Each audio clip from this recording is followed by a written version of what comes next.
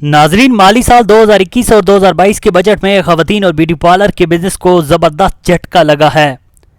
Budget دستاویزات کے مطابق بیوٹی پارلر کے لیے استعمال ہونے والے کاسمیٹکس کے سامان میں اضافی ٹیکس عائد کر دیا گیا ہے، جس کے تحت درآمد ہونے والے کاسمیٹکس کے سامان پر اضافی ٹیکس عائد کرنے سے اربوں روپے کی بچت ہوگی۔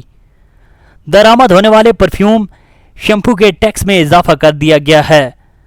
دستاویزات کے مطابق مکھن، پنیر اور دیگر درآمدی اشیاء پر ٹیکس میں اضافہ کیا گیا ہے، جبکہ جانوروں کی خوراک بھی مہنگی کر دی گئی۔